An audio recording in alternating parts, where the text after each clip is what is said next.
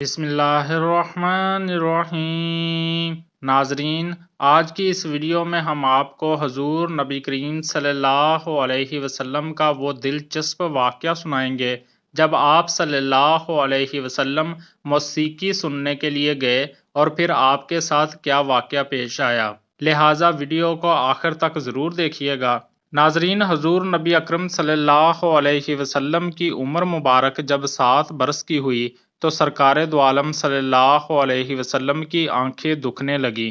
آپ کے دادا حضرت عبد المطلب نے آپ کا بڑا علاج کروایا مگر سرکار کی آنکھیں ٹھیک نہیں ہوئیں۔ حضرت عبد المطلب بڑے پریشان تھے کہ اب کیا جائے۔ بڑا علاج کرایا مگر آرام نہیں ہوا۔ آپ پریشان بیٹھے سوچ رہے تھے کہ کسی جاننے والے نے کہا، اے سردار قریش، پریشان نہ ہو، مکہ کے قریب عکاظہ بازار ہے، اس بازار کے ساتھ ایک طبیب کا گھر ہے، بڑا قابل ہے، وہ دوائی بھی دے گا اور آپ کے پوتے کو دم بھی کرے گا۔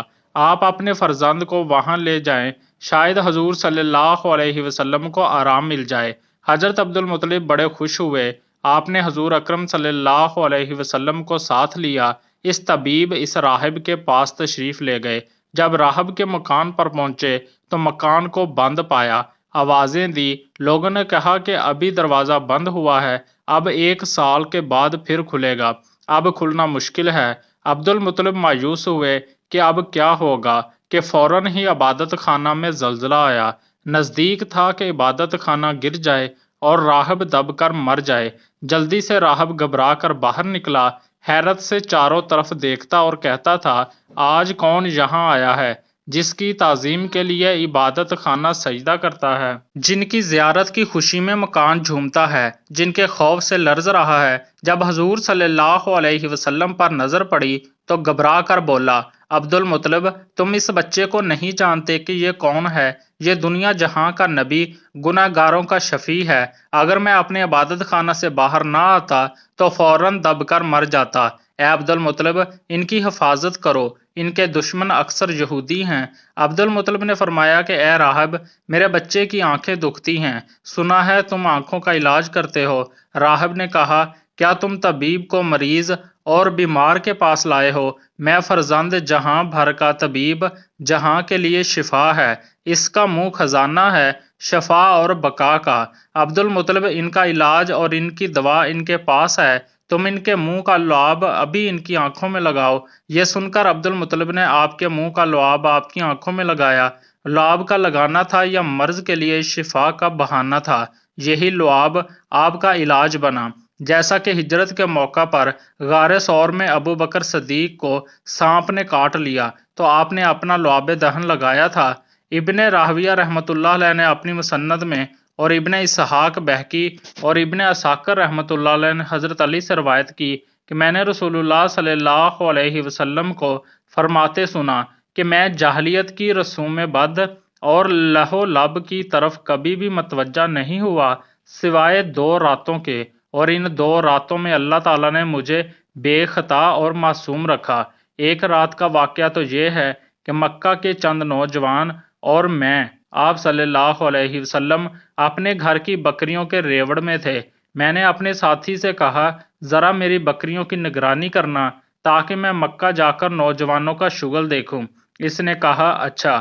پھر میں آبادی کی طرف آیا اور پہلے ہی گھر میں موسیقی کی آوازیں سنی۔ پوچھا، یہ کیسی آواز ہے؟ کسی نے بتایا کہ شادی کا سلسلہ ہے۔ میں موسیقی سننے کے لیے بیٹھ گیا۔ اللہ نے میرے کانوں کو تھپتھپایا اور میں سو گیا، حتیٰ کہ دوسرے روز سورج کی آمد پر اس کی شعاؤں نے مجھے بیدار کیا۔ میں اٹھ کر ساتھی کے پاس گیا۔ اس نے پوچھا، اتنے لمبے وقت تک کیا کرتے رہے؟ میں نے اس کو پوری آپ بیتی سنائی۔ دوسری رات پھر میں نے ساتھی سے کہا کہ میری بکریوں کا خیال رکھنا کہ میں جا کر کچھ شغل کروں۔ اس نے اقرار کر لیا اور میں مکہ شریف کی طرف روانہ ہو گیا۔ یہاں آ کر میں نے موسیقی کی ویسی ہی آواز سنی جیسی میں نے گزشتہ رات سنی تھی۔ میں دیکھنے کے لیے بیٹھ گیا، پھر قدرت نے میرے کانوں کو تھپتھپایا اور میں سو گیا، یہاں تک کہ دوسرے دن دھوپ نے مجھے جگایا۔ پھر میں لوٹ کر اپنے ساتھی کے پاس آیا۔ اس نے پوچھا کہ تم نے کیا کیا؟ میں نے کہا، کچھ بھی نہیں، اور اسے ساری صورتحال بتائی۔ اس کے بعد میں نے کبھی ایسا ارادہ نہ کیا اور نہ ہی مجھے رغبت ہوئی، یہاں تک کہ اللہ نے مجھے نبوت سے سربلند سرفراز فرمایا۔ حضرت جابر سے روایت ہے کہ جب کعبہ کی تعمیر ہوئی، نبی کریم صلی اللہ علیہ وسلم اور عباس رضی اللہ تعالی عنہ پتھر اٹھا اٹھا کر لانے لگے۔ حضرت عباس نے آپ سے کہا، اپنا تہمد اتار کر کندھوں پہ رکھ لو تاکہ تمہارے کندھے پتھر سے محفوظ رہیں۔ چنانچہ آپ صلی اللہ علیہ وسلم نے اسے کھول کر کندھوں پر رکھا ہی تھا کہ اتنے میں آپ زمین پر گر گئے اور آنکھیں آسمان میں لگ گئیں۔ پھر آپ اٹھے اور فرمانے لگے، میرا تہبند، میرا تہبند، اور فوراً آپ صلی اللہ علیہ وسلم نے تہمد باندھ لیا۔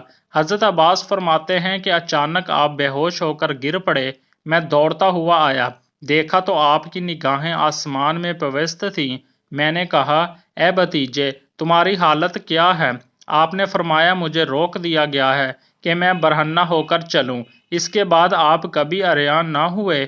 بعد میں آپ صلی اللہ علیہ وسلم کبھی بھی عریان نہ ہوئے۔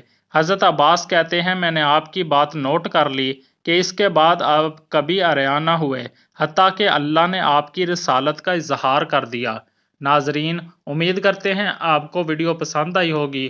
مزید اچھی ویڈیو دیکھنے کے لیے ہمارے چینل کو ضرور سبسکرائب کر لیں۔ شکریہ۔